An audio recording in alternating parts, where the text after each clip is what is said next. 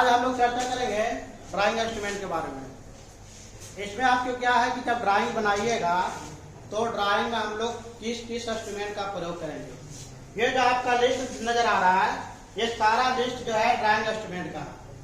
इसमें जब इंटरव्यू वगैरह आप दीजिएगा कोई भी ड्राइंग का या कहीं भी टेक्नीशियन का, ये सारा सब्जेक्ट आता है। आप एग्जाम जब एएलपी दीजिएगा तो उसमें से है 9 या 10 सवाल जो है ये ड्राइंग से ऑब्जेक्टिव रखता है। इसलिए कहते हैं कि ये जो हमारा बेसिक नॉलेज है, इस सारा चीज को रखना। इसमें जितना भी हम लोग सब कंटेंट को पॉइंट बाय पॉइंट हम लोग डील करेंगे, जानेंगे, और सारा पॉइंट में ऑब्जेक्टिव बनता है। हम पहले यहाँ देख लेते हैं कि ये जो हमारा है ये लिस्ट क्या क्या है। पहला आप लोग देख रहे हैं नंबर 1 में लिखा हुआ है ड्राइंग बोर्ड। इसके बारे में हम लोग देखे थे कि ड्राइंग बोर्ड है आयताकार रहेगा, और इसमें ड्राइंग बोर्ड जो है ये 4 टाइप के रहेगा। ड्राइंग बोर्ड को हम लोग बताए थे कि इसका हम लोग डिनोटेड जो करते हैं बी से करते हैं, तो B0, B1, B2 और B3 हो गया। यानी कहीं भी अगर आप देखते हैं ड्राइंग बोर्ड को B0, B1, B2, B3, समझिए कि ड्राइंग बोर्ड का जो है ये रिप्रेजेंटेटिव कर रहा है, प्रदर्शित कर रहा है। इसमें क्या होता है, इसकी 4 टाइप से है, तो चारों का डायमेंशन हम लोग देखे थे। ये 1500 गुने 1000 हमारा हो गया, फिर 1000 गुने 700 हो गया, फिर हमारा 700 गुने 500 हो गया, और फिर 500 गुने जो है 350 हो गया। ये जो हमारा है ये डायमेंशन है, ये ऑब्जेक्टिव आपको आएगा। तो इसमें हम लोग पूरा देख लिए, तो ये पूरा कंप्लीट रखना है। ये जो हमारा दोनों है इसमें हमारा 25 mm का थिकनेस रहता है। और आप लोग ड्राइंग बोर्ड देखिएगा तो इसका बनाने का जो है, ड्राइंग बोर्ड बनाते हैं मुलायम लकड़ी का इस्तेमाल करते हैं, चिड़िया फर लकड़ी रहता है, और वैसा लकड़ी का इस्तेमाल करते हैं जो मौसम के अनुसार चेंज नहीं हो। कच्चा बढ़िया लकड़ी का बनाइएगा, गर्मी आएगा सूखेगा, वो टेम्पर हो जाएगा, खराब हो जाएगा, तो उस सबको ऐसे को नहीं इस्तेमाल करना। तो ये हमारा देखिए आगे हमारा ड्राइंग टेबल है। ड्राइंग टेबल आप लोग घर में टेबल देखे होंगे, लेकिन घर के टेबल से ये अलग होता है। ये टेबल में क्या है कि हम लोग घर का टेबल देखते हैं तो ये पूरा प्लेन रहता है, लेकिन प्लेन रहेगा नहीं। उसमें क्या है, ये जो ड्राइंग टेबल है ये हमारा जो है अगर इस तरह से कोई चीज बना हुआ है तो ये हमारा जो है ये पूरा जो इस तरह से बना हुआ है यहाँ, और ये यहाँ से बना हुआ है, तो ये वाला जो है यहाँ से एंगल 15 डिग्री जो है वो स्लोपिंग रहता है। स्लोप में ढाल बनाने की वजह क्या है कि जब हम लोग ड्राइंग बनाएंगे या कोई कार्य करेंगे तो स्लोप रहने के कारण ही वो अच्छे से आसानी से देख सकते हैं। हम लोग देखते हैं कोई भी बूढ़ा आदमी है, उम्र दराज आदमी है, तो चश्मा इसे लगाता है, तो जाकर चश्मा इस उतर कैसे देखता है, तो ऐसे देखता है, इसका मतलब है कि थोड़ा वो तिरछे किया तो उसका सही काम किया। तो इसी तरह से हम लोग क्या है कि इसमें जो है तो हम लोग काम करते हैं। तो ये हो गया, तो ये आप लोग देख लिए। अब इसके बाद हम बात करेंगे ड्राइंग शीट पेपर। ये हम लोग चर्चा कर चुके हैं पहले। तो ड्राइंग शीट पेपर में हम लोग देख रहे हैं कि ड्राइंग शीट पेपर सफेद कागज रहता है, पेपर सेलुलोज का बना हुआ रहता है, ये मोटा पेपर रहता है। इस पर अगर इंक वगैरह गिराएं तो इस लेयर से उस लेयर नहीं पहुंचता है, और ये उच्च गुणवत्ता का रहता है। तो ये हम लोग सारा चीज देख लिए। हम लोग पहले चर्चा कर चुके हैं कि ड्राइंग पेपर 6 प्रकार का होता है, और 6 का भी है वो डायमेंशन लिखाया गया था, वो आप पिछला वीडियो से कवर कर लीजिएगा। अब इसके बाद हम बात करें टी स्क्वायर। टी स्क्वायर हम लोग देखे हैं, तो टी स्क्वायर इस तरह से बना हुआ रहता है। आप इसको देखिएगा तो ये हमारा जो इस तरह से है, इसमें हमारा ये रहता है और ये बना हुआ रहता है। यहाँ पे एक हॉल रहता है, ये टी स्क्वायर है। यहाँ हमारा जो है ये इबोनी एज रहता है। इबोनी एज जो हो गया, इसको क्या करते हैं कि हम लोग कोई भी सरफेस ड्राइंग बोर्ड या ड्राइंग टेबल से लगा करके इसको लगा देते हैं। जब ये सही से लगाएंगे तो ये वाला भी सही से रहेगा। तो ये वाला पूरा बेस का काम करता है, ये पूरा किनारा में लगता है, ऐसे लगाते हैं। तो टी स्क्वायर क्या होगा, टी के जैसा हो गया, और इसका लकड़ी का भी बना रहता है, सेलुलॉइड का भी बना हुआ रहता है, प्लास्टिक का। और ये भी हमारा जो है ये 4 टाइप से रहता है। हमारा जो है टी हमारा 0 1500 का रहेगा, T2 हमारा 1000 का रहेगा, T3 हमारा 700 का रहेगा, और T4 हमारा जो है 500 का रहेगा। 1500, 1000, 700, 500 ये पूरा कंप्लीट हो गया। तो इसमें आप देख लीजिए। अब इसके बाद हम बात कर रहे हैं, ये हमारा हो गया। बाकी हम लोग टी स्क्वायर कैसे बनेगा और ड्राइंग बोर्ड कैसे बनेगा, ये दोनों के लिए हमारा जो है यूट्यूब जो चैनल है उस पर ये बनाया हुआ है। आप उसमें सर्च कीजिएगा, प्ले लिस्ट में जाकर देखिएगा तो उसमें ये इंस्ट्रूमेंट रख करके सेट स्क्वायर रख करके बताएगा कि कैसे बनाना। और इसके बाद टी स्क्वायर जो हम लोग देखे हैं वो कैसे बनाना है। ये दोनों चीज आप वहां से कवर कर सकते हैं, ड्राइंग शीट पर अच्छा से बना सकते हैं। तो ये आपको दिमाग में रखना है।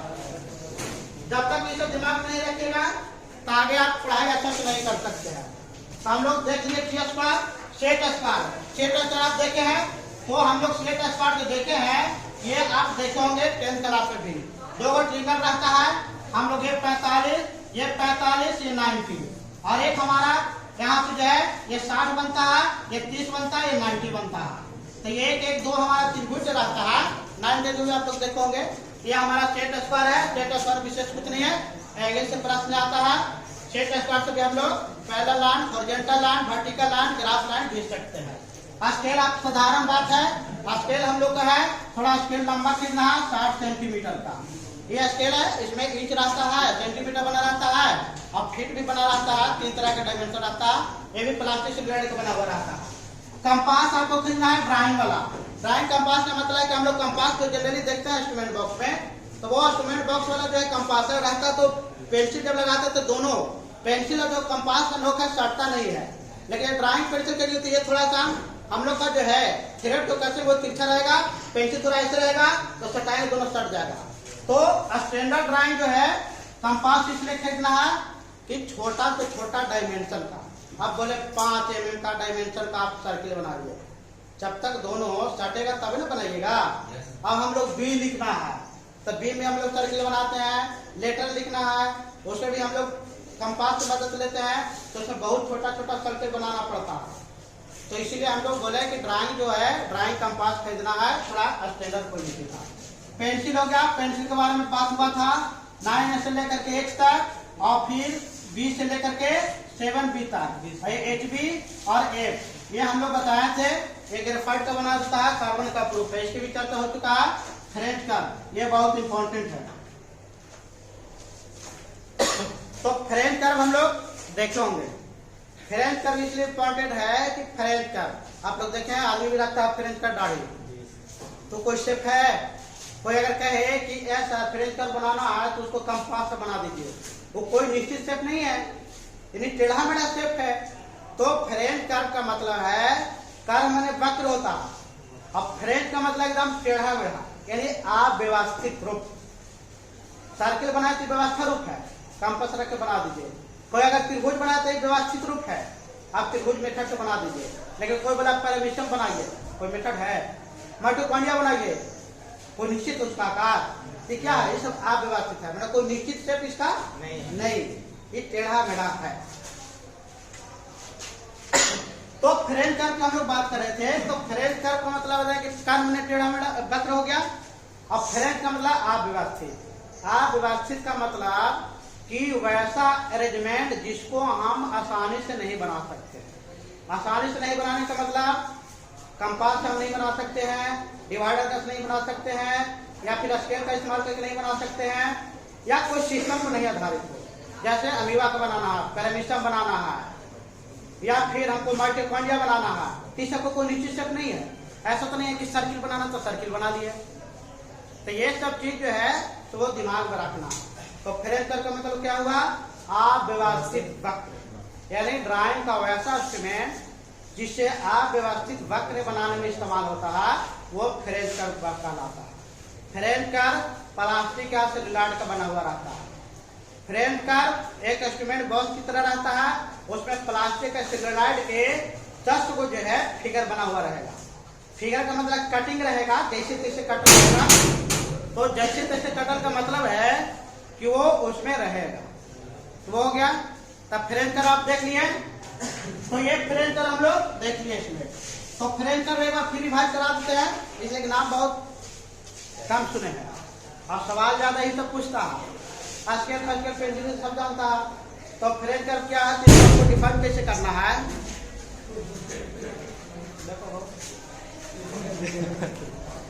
तो फ्रेंच कर्व कैसे करना है ये देखना है। तो इसमें हम लोग फ्रेंच कर्व देख लिए। तो इसमें अव्यवस्थित चित्र को हम लोग को देखना है।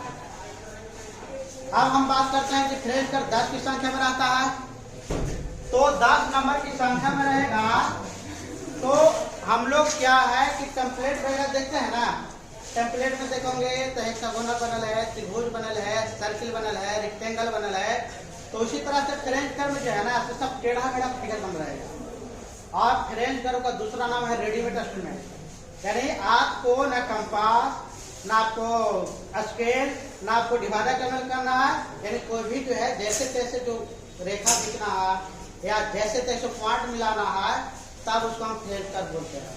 कोई एग्जाम्पल ले ले, ऐसे पॉइंट दे दे, इस 10 को ऐसे पॉइंट दे दिया, अब इसको मिलाया, तो फ्रेंच कर्व से 30 शब्द रहेगा। हम लोग फ्रेंच कर्व यहाँ से रखेंगे तो यहाँ से ऐसे मिलाया, फिर यहाँ से इसको ऐसे मिलाया, फिर यहाँ से ऐसे मिलाया, फिर यहाँ से इसको ऐसे मिलाया, फिर यहाँ से ऐसे मिलाया। अभी बताइए कि ना सर्किल है, ना हेक्सागोनल है, ना इलिप्स है, ना पैराबोला, कुछ नहीं है। ये एक अव्यवस्थित चित्र है। अव्यवस्थित का मतलब है कोई सिस्टम से काम नहीं कर रहा, तो इसलिए हम लोग इसको रेडीमेड इंस्ट्रूमेंट बोलते हैं। रेडीमेड में क्या बना हो रखा हुआ है, उसको आप रखिए, घिट दीजिए। आप परमिशन तो बनाना, तो उसके लिए हम कंपास वगैरह का क्या इस्तेमाल करेंगे, ना वो पीछे शेफ के जैसा है, ना वो हेक्सागोनल है, ना पेंटागोनल, कुछ नहीं है, वो तो सब फिगर कर्व के जैसा है। तो पैरामेशियम हो गया, माइटोकॉन्ड्रिया होगा, या और भी कोई अव्यवस्थित चित्र होगा वो हो। तो फ्रेंच का दिमाग में आ गया, ये थोड़ा अच्छा से याद रखिएगा। हम बात कर रहे थे roll and draw. Roll and draw जो है हम लोग इसको है रोल मीन्स रोलिंग, रोलिंग उन्हें घुमाने वाला, तो हम लोग रोल एंड ड्रा है इस तरह से रहेगा, ऐसे यहाँ लगा हुआ है, ये रोलिंग ऐसे लगा हुआ है, इसमें यहाँ से लगा हुआ है, यहाँ से है, ये पूरा स्केल वगैरह लगा हुआ है, और इसमें यहाँ पे प्रोटेक्टर भी रहेगा, तो ये प्रोटेक्टर होगा, स्केल होगा और रोलिंग हो गया।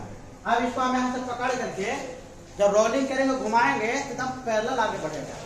पहले ना समझ रहे ना, कम बेस नहीं। अब हमको हॉरिजॉन्टल लाइन खींचना है तो इस सबसे नापने की जरूरत पड़ेगा। इसमें स्केल भी यहाँ पर जी, और इसमें जो है ना तो नंबर बना हुआ रहता है, 1 2 3 4 mm सब बना हुआ रहेगा। हमको 10 mm में तो क्या करेंगे, ये रोलिंग लगा हुआ है गोलाकार, जिसको 10 में बढ़ाएं लाइन खींचे, फिर 10 में बढ़ाए लाइन खींचे, तो इससे इतना स्पीड में लाइन खिंचाएगा तो दूसरा इंस्ट्रूमेंट से इतना स्पीड में नहीं खींचेंगे। और ये पूरा रोलिंग है एकदम अच्छा से होता है, टेढ़ा नहीं होगा, सब एकदम पैरेलल लाइन खिंचाएगा। तो ये काम को ड्राइंग को पूरा गति देता है, जल्दी जल्दी बनता है। तो रोल एंड ड्रा समझ गए। रोल एंड ड्रा में क्या रहेगा, रोलिंग भी लगा रहेगा, प्रोटेक्टर भी उसमें लगा हुआ रहता है, स्केल भी लगा हुआ रहता है। ये तीनों चीज इसमें एक ही जगह संयोजित रहते हैं। तीनों चीज का काम एक जगह होगा तो फर्स्ट कौन होगा, सबको अलग अलग करेंगे तो लेट होगा। तो रोल एंड ड्रा हो गया। लेंसिंग बार, लेंसिंग बार देखा हम लोग गाँव में देखते हैं, तो रुखी मार वाला घूमता है कि नहीं? Yes sir. तो रुखी मार रहता है, तू देखता डंटा रखे हुए रहता है, तो डंटा रखे तो एक डंटा उतना ऊंचा रख सकता है हाथ वाला, तो डंटा के नीचे एक कवर लगा रहता है, डंटा लगाया, स्टिक खड़ी, फिर उसमें से नीचे लगाया, लंबा हो गया, फिर तीसरा कराया, लंबा हो गया, और जहां ऊपर है गिलहरी वगैरह या जो भी पक्षी है वहां तक वो छड़ी को उतना लंबा कर देता। तो वो जो ज्वाइंट किया ना उसी तरह से इसमें भी ज्वाइंट होता है। अब मान लिया कि हम लोग सिंपल रखे हुए कंपास, मान लिया कि कंपास हम लोग 40 mm तक बना दिया, सर्किट 40 से ज्यादा फैल ही नहीं रहा, हमको घर में पूरा बनाना है, बड़ा इतना बड़ा बनाना है, ठीक है, तो उसके लिए हमको तो दिमाग लगाना पड़ेगा। तो जब हम लोग कंपास देखे तो कंपास में क्या करेंगे कि जो हमारा नीडल है लोहा का बना हुआ, उसमें क्या करेंगे कि उसका लेंथ जो है बढ़ाएंगे, तो बढ़ाएंगे तो लेंसिंग बार लगा हुआ रहता है, वही मेटल का बना रहेगा। उस मेटल को जब इसमें हम कसते हैं तो इसका हाइट तो बढ़ गया। अब जो 40 हम बढ़ा रहे थे, जब हाइट इसका बढ़ा दिए ये बड़ा हो गया, तो जब बड़ा हो गया तो फिर बड़ा हम डायमेंशन बनाएंगे कि नहीं? तो अगर बड़ा बड़ा सर्किल बनाना है तो हमको लेंसिंग बार का यूज करना पड़ेगा। तो लेंसिंग बार क्या है, तो किसी भी डिवाइडर या कंपास की हाइट या ऊंचाई को बढ़ाने के लिए अलग जो उसमें जो स्टिक या पट्टी का इस्तेमाल करते हैं वो लेंसिंग बार होता है। लेंसिंग बार लगाने से बड़े सर्किल या बड़ा से बड़ा डायमेंशन वाला फिगर हम ड्रा कर सकते हैं। अगर लेंसिंग बार नहीं रहेगा तो बड़ा फिगर नहीं ड्रा होगा। तो वो एक युक्ति है, सिस्टम है जो जोड़ते हैं और उसको लेंथ को बढ़ा देते हैं। अब इसके बाद हम लोग ड्राफ्टिंग मशीन बोले, तो ड्राफ्टिंग मशीन है, प्रोटेक्टिव वगैरह बहुत इस्तेमाल होता है। ड्राफ्टिंग में आर्म लगा हुआ रहता है, उसमें भी प्रोटेक्टर रहता है, स्केल रहता है, उसमें थ्रेडिंग लगा हुआ रहता है, कसने वाला पेंच लगा हुआ रहता है, और उसको हम लोग बनाते हैं। हम लोग देखते हैं कभी टेबल पर ऐसे कट किया इस तरह और सब घुमा घुमा के पूरा जो है वो बनाते रहता है। तो पूरा घुमा घुमा के जब बनाते रहता है तब ये देख लीजिए तो वो हमारा हो गया। इसका अलग से पढ़ाई पूरा होगा, समझे ना। ये ड्राफ्टिंग मशीन का पूरा अच्छा से पढ़ा होगा, उसका हम लोग फिगर छापेंगे, क्या क्या कंपोनेंट उसमें ये भी जानेंगे, और इसके बाद उसको यूज कैसे करेंगे। अभी हम लोग क्या है 3 महीने के बाद ड्राफ्टिंग मशीन का प्रयोग करेंगे। अभी शुरुआत में हम लोग जो बेसिक है सेट स्क्वायर, कंपास, स्केल वगैरह से कैसे काम करना है ये सीखेंगे। जब इतना हम लोग कंप्लीट करें 3 महीने के बाद तो ड्राफ्टिंग मशीन से काम करेंगे। और इसमें जब एक ही साथ लगा हुआ है, आपको आर्म से लगा हुआ है, आर्म में बाँ होता है, क्या बोला था उसमें, फिर इसके बाद उसमें पेच भी लगा हुआ है, उसमें स्केल भी लगा हुआ है, प्रोटेक्टर भी लगा है, उसमें टी स्क्वायर भी लगा हुआ था। अब पांचों सामान जब एक साथ एक इंस्ट्रूमेंट में है तो ड्राइंग को पूरा अच्छा से बनेगा, गलत होने की संभावना नहीं रहेगा, व्हील लोड नहीं करेगा। वो तो ड्राइंग बोर्ड में कसा जाता है, हिलेगा कहाँ से, वो तो फिक्स हो गया। तो वो बात ट्रेसिंग पेपर है, ट्रेसिंग पेपर से पतला रहता है और थोड़ा इसका उजला सफेद कम रहेगा, लेकिन बहुत लेयर पतला रहता है। कोई भी ड्राइंग बहुत क्लिष्ट है, जटिल है, भारी है, नहीं बन रहा, तो उसको हम क्या करेंगे, उसको हम लोग ट्रेसिंग पेपर रखेंगे, उसका डुप्लीकेट तुरंत बना लेंगे। तो कोई भी ड्राइंग बहुत बड़ा बड़ा जटिल बना हुआ है जिसको हम नहीं छाप सकते हैं, तो ऊपर रख करके नीचे लेंस लगाया, ट्रेसिंग पेपर रख के उसका डुप्लीकेट कर लिया और काम हो गया। तो बहुत ऐसा चीज है, नकल करने वाला आदमी सब ट्रेसिंग पेपर करके रख लेता है। तुम बनाया, तुम मेहनत किया 4 घंटे में, ट्रेसिंग पेपर लाया, वो 10 मिनट में छाप कर भाग गया, तुम्हारा डुप्लीकेट करके चल गया। ये दिमाग हमको रखना है। तो सैंड पेपर ब्लॉक, ये सैंड पेपर ब्लॉक है, हम लोग घर में देखते हैं कुल्हाड़ी वगैरह सजाने के लिए रखता है कि नहीं, देखो स्टील उसको बोलता ना है। तो स्टैंड पेपर ब्लॉक है, ये भी पत्थर का है, ये ब्लैक रहता है। उसमें हम लोग क्या करेंगे सर, पेंसिल का लॉक बनाएंगे, पेंसिल का जो है लॉक बनाएंगे तो उसमें हो जाएगा। टेम्पलेट हो गया, टेम्पलेट जो है ये बना हुआ रेडीमेड है, हम लोग देखते हैं ये तो हम लोग ये हो गया। अब ये इंकिंग पेन हो गया, इरेजिंग शीट समझ रहे हैं, इरेजिंग शीट का मतलब है ना, अगर ड्राइंग बना रहे हैं तो ड्राइंग में कुछ गलत होगा तो हम लोग ऐसे मिटाते हैं ना, तो ज्यादा मिटा जाता है। इरेजिंग शीट में खाली जगह रहता, आप इरेजिंग रखिए और खाली उतने आप मिटा दिए, अब फालतू नहीं मिटते। तो इरेजिंग शीट क्या है, कोई भी ड्राइंग को समुचित मात्रा में मिटाना, हम लोग जितना उचित उतने मिटाएंगे तब उसको हम लोग इरेजिंग शीट का प्रयोग करते हैं। एक और इंकिंग पेन होगा, कोई भी ड्राइंग को इंकिंग करना है, बताइए ना सर, रुकेंगे नहीं तो घर जाएंगे। तो आ रहा है शॉर्पनर हो गया, शॉर्पनर तो समझ रहे हैं, पेंसिल छीलने वाला है, इससे कोई मतलब नहीं है। ड्राइंग इंस्ट्रूमेंट होना चाहिए, घर में इस्तेमाल करते हैं। हैंडकरचीफ हो गया, ये आप देखो, ठीक, इतना काम है, पूरा नाम याद रखना। अगला बार जो पढ़ाई होगा सबका सिंगल सिंगल करके सारा पॉइंट लिखाएगा, सारा डेफिनेशन लिखाएगा, जो ऑब्जेक्टिव बनेगा उसको सब कंप्लीट कर देंगे, ठीक।